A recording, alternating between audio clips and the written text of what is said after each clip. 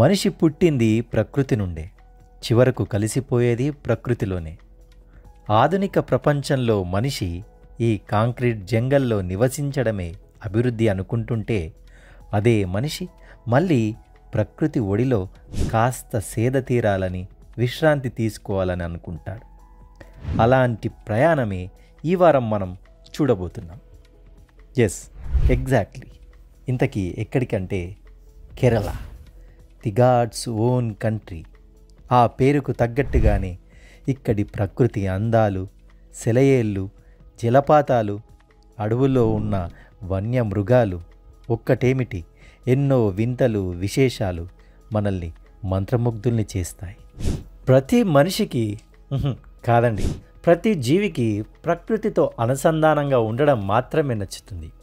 కానీ ఒక మనిషికి మాత్రమే అటు కాంక్రీట్ జంగల్లో ఉండలేక, ఇటు ప్రకృతికి అనుసంధానంగా ఉండలేక మధ్యలో ఊగిసలాడిపోతున్నారు. కానీ ఈ ఎపిసోడ్ మాత్రం మీ అందరినీ ఒక అద్భుతమైన ప్రపంచంలోకి తీసుకెళ్ళబోతుందని మాత్రం నేను చెప్పగలను. ఇంతకీ ఎక్కడికి వెళ్తున్నామంటే కేరళ రాష్ట్రంలోని వాయనాడ్ ప్రాంతానికి. మన ఈ ప్రయాణం మాత్రం హైదరాబాద్ కాంక్రీట్ జంగల్లో బస్ ఎక్కడం ద్వారా అయితే మొదలైంది. ఒక్కొక్కరికి టికెట్ ధర 2,500 రూపాయల చొప్పున ఉంటుంది హైదరాబాద్ టు వాయనాడ్. అయితే దాదాపు 12 గంటల ప్రయాణం అయితే మనం అందరం చేయాల్సి ఉంటుంది. హైదరాబాద్ నుండి వాయనాడ్ వెళ్ళే మధ్యలో మనకు మెయిన్ స్టాప్స్ బెంగళూరు, మరొకటి మైసూర్. అయితే మైసూర్ నుండి వాయనాడ్కి వెళ్ళే దారి మాత్రం ఒక అద్భుతమైన మధురానుభూతిగా ఉంటుందని చెప్పొచ్చు.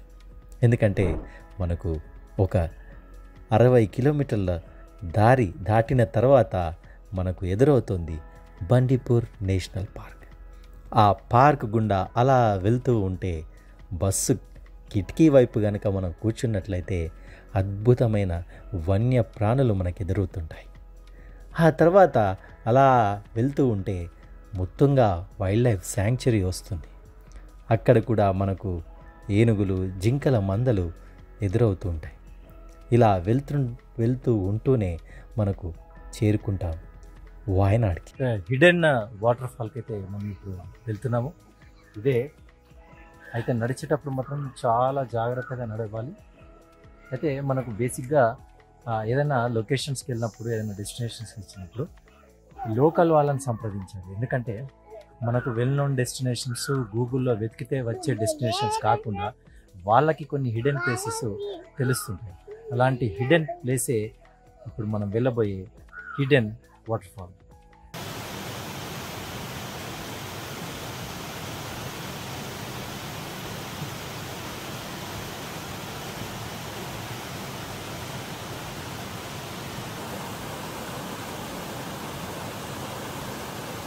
వాయనాడ్లో సాధారణ ఉష్ణోగ్రత ఇప్పుడు మే నెలలో 30 డిగ్రీల వరకైతే ఉంటుంది. అంటే దాదాపు ఒక 5 నుంచి 7 డిగ్రీల తక్కువ అయితే మన హైదరాబాద్తో పోల్చుకుంటే ఉంటుంది. కానీ మేము వచ్చిన సమయంలో మాత్రం ఒక్కసారిగా మాకు వెల్కమ్ చెప్తుందా ఏంటి అన్నట్టుగా అసలు ఆ ఎండ ప్రభావమే లేదు. ఒక్కసారిగా మేఘావృతం అయిపోయి ఎంతో ఆహ్లాదకరమైన వాతావరణమే కనిపించింది. అసలు మేమున్న అన్ని రోజులు కూడా ఇక్కడ ఎండ ప్రభావమే లేదు. ఎందుకంటే నైరుతి ఋతుపవనాలు మొట్టమొదటిగా కేరళనే తాకుతాయి కాబట్టి జూన్ మొదటి వారంలో మనకు ఆ ప్రభావం ఉంటుంది. కానీ వాయనాడ్ విషయానికి వస్తే ఒక 10 రోజుల ముందు నుండే ఆ ఆహ్లాదకర వాతావరణం అయితే కనిపించింది. మనం ఫ్యామిలీస్తో ఎప్పుడైనా విహారయాత్రలకు వెళ్తే చూసుకోవాల్సింది, జాగ్రత్త పడాల్సింది అకామిడేషన్ విషయంలో. ఎందుకంటే బ్యాచిలర్స్కి ప్రయారిటీ ఇవ్వకుండా ఫ్యామిలీస్కి ప్రయారిటీ ఇచ్చే అకామిడేషన్స్ చాలానే ఉంటాయి. అందులో మనం ప్రయారిటైజ్ చేసుకొని వెతుక్కుంటే మనకు కేరళలో అద్భుతమైన అకామిడేషన్స్ అయితే దొరుకుతాయి. ఆ అకామిడేషన్కి సంబంధించి వివరాలు మన డిస్క్రిప్షన్లో ఇచ్చాము. అయితే మేమైతే మా అకామిడేషన్కి చేరుకున్న తర్వాత ఎంతో ఆహ్లాదకరమైన వాతావరణాన్ని పొందుతూనే చాలా ప్రశాంతంగా గడిపాం. మొత్తానికి టేస్ట్ పర్వాలేదు, బాగానే ఉంది. సరే, రసం అంటే మన దగ్గర రసంకి ఇక్కడ రసానికి డిఫరెన్స్ ఏమైనా ఉందా చూద్దాం ఒకసారి. రసం మాత్రం మన దగ్గర దొరికే రసంలానే ఉంది. ఇక్కడ డిఫరెన్స్ వచ్చేసి రైస్ కొంచెం లావుగా ఉంటుంది, మన దగ్గర వచ్చేసి సన్నం అంటే సన్న బియ్యం అంటాం కదా, ఇక్కడ మనకు రైస్ వచ్చేసి కంట్రోల్ బియ్యం లాగా ఉంటాయి అన్నమాట. అదొకటే తేడా. సో మనం పాపడాలు ఎట్లయితే మనకు వెజ్ మీల్స్లో ప్రొవైడ్ చేస్తారో బయట హోటల్స్లో, ఇక్కడ వీళ్ళు కూడా పాపడాలు ఇస్తారు. కాకపోతే ఇది అరటికాయ పాపడాలు ఇస్తారు అన్నమాట. ఇంకా మిగతావంతా ఇంత కారంగా లేకపోయినా కూడా పర్వాలేదు, బాగానే ఉంది మీల్స్ విషయానికి వస్తే. అయితే వాయనాడ్లో చూడవలసిన అత్యద్భుతమైన ప్రదేశాల గురించి చెప్పే ముందుగా ఒక అద్భుతమైన ప్రదేశాన్ని గురించి చెప్పబోతున్నాను. అదే చెంబ్రా పీక్, తెలుగులో చెంబ్రా శిఖరం అని కూడా అంటుంటాం. అయితే ఎందుకు అంతగా మాట్లాడుకోవాలని అనుకుంటే, మనం చెంబ్రా పీక్కి వెళ్ళే దారి దాదాపు మనకు అయితే 5 కిలోమీటర్ల వరకు అయితే ఉంటుంది. వంపులు తిరిగిన రోడ్డు నుండి మనం అలా జాగ్రత్తగా వెళ్తుంటే ఒకానొక పాయింట్లో మనము మొత్తం వాయనాడు ప్రకృతి అందాన్ని చూస్తున్నామా అన్నట్టుగా ఉంటుంది. ఎందుకంటే ఇది దాదాపు సముద్ర మట్టానికి 6890 అడుగుల పై ఎత్తులో ఉంటుంది. అయితే ఇక్కడ మనకు ట్రెక్కింగ్ చేసుకోవడానికి ట్రెక్కింగ్ లవర్స్ ఎవరైతే ఉంటారో వారికి ఇది ఒక అద్భుతమైన అడ్వెంచరస్ స్పాట్ అని చెప్పొచ్చు. అయితే అటవీ శాఖ వారు నిర్వహించే టికెట్స్ని అయితే తీసుకోవాల్సి ఉంటుంది.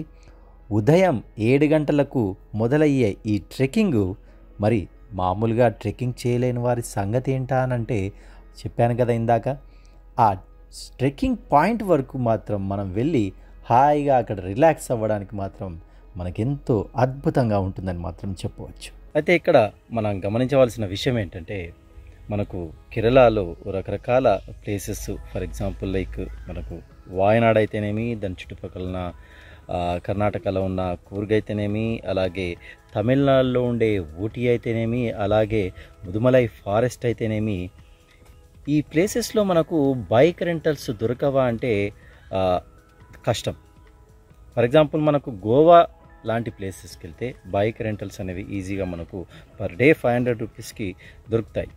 అయితే ఇక్కడ ఏంటంటే మనం ఉండే ప్లేసెస్కి సంబంధించిన అకామిడేషన్ ఓనర్స్ దగ్గరనే వాళ్ళ పర్సనల్ బైక్స్ ఏమైనా ఉంటే అడిగితే రిక్వెస్ట్ మీద, లేకపోతే వాళ్ళకి ఏమైనా కన్సర్న్స్ ఉండి మనం రెగ్యులర్ విజిటర్స్ అయితే వాళ్ళు ప్రొవైడ్ చేయొచ్చేమో, కానీ ఇక్కడ బైక్ రెంటల్స్ అయితే కష్టంగానే దొరుకుతాయి. వన్ ఆఫ్ ద రీజన్ ఏంటంటే ఇక్కడ స్ట్రిక్ట్లీ మనకు టూరిజం బేస్డ్ మీద ఆధారపడిన రాష్ట్రాలు కాబట్టి ట్యాక్సీస్ని హైర్ చేసుకొని వెళ్ళడమే బయట అనేది మనకు స్ట్రిక్ట్గా కనబడుతుంది. ఒకవేళ లోకల్గా ఉండేవారు వాళ్ళ పర్సనల్ వెహికల్స్ని ఉపయోగించి అంటే గెస్ట్ని బయట తిప్పడం కావచ్చు, డెస్టినేషన్స్ చూపించడం కావచ్చు, అట్లా అనిపించినా కూడా ఇక్కడ ట్యాక్సీ అసోసియేషన్ వాళ్ళకు డౌట్ వస్తే వాళ్ళు కంప్లైంట్ చేయడము, అక్కడ అంటే అకామిడేషన్ ఓనర్స్ పైన వాళ్ళకు వీళ్ళకు మధ్య చిన్న చిన్న పొరపచ్చలు చోటు చేసుకోవడం లాంటివి కూడా జరుగుతాయని చెప్పేసి ఇక్కడ అకామిడేషన్లో ఉండేవాళ్ళు కూడా ఎక్కువ అంటే వాళ్ళ సొంత వెహికల్స్ని ఇవ్వడానికి ఇష్టపడరు. ఎందుకంటే ఈజీగా తెలిసిపోతుంది మనకు కూడా మన లాంగ్వేజ్ని బట్టి. సో బయట ట్యాక్సీస్ తీసుకోవడం అనేది ఇక్కడ జరుగుతుంది. అయితే మనకు మాత్రం లక్కీ ఒక బైక్ అయితే దొరికింది, అది సంగతి. వాయనాడ్లో అడుగడుగున ఎంతో అద్భుతమైన ప్రదేశాలు ఉంటాయి. మాన్సూన్ అలాగే వింటర్లో విజిట్ చేయడానికి this is the best place అని మన సౌత్ ఇండియాలో చెప్పుకోవచ్చు. అలాగే ఇప్పుడు ఆల్మోస్ట్ మే నెల అయినా కూడా ఇక్కడ మాన్సూన్ లాగే అనిపిస్తుంది. అయితే ముఖ్యమైన ప్రదేశాలు ఏం చూడొచ్చు అనే దానికంటే కూడా మన లోకల్గా ఉండేవారి దగ్గర ఇన్ఫర్మేషన్ తీసుకొని లోకల్గా అడ్వెంచర్స్ చేస్తే మంచిది. మేమైతే అవే చేశాం.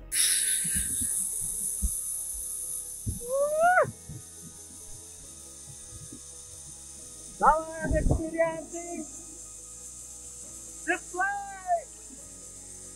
This is your life. What the utmost. This is the most wonderful experience that I have ever made. ఈ టైంలో నాకు కింది ఇంగ్లీష్ వస్తుందో నాకైతే అర్థం కావట్లేదు. చాలా ఎక్సలెంట్ ఎక్స్పీరియన్స్ ఈ జిప్ లైన్.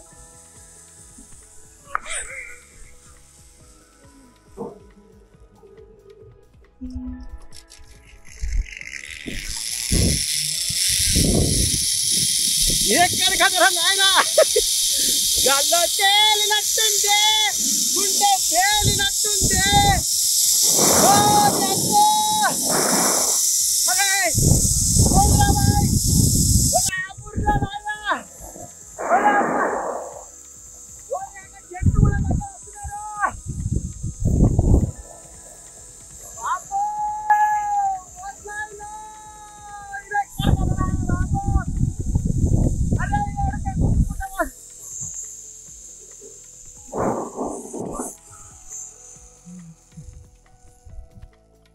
కానీ ఇక్కడ ఎవరైతే రావాలనుకుంటున్నారో, రెగ్యులర్ స్పాట్స్ గురించి తెలుసుకోవాలనుకుంటున్నారో వారి కోసం ఆ పేర్లనైతే మీకు ఇప్పుడు చెప్పబోతున్నాను.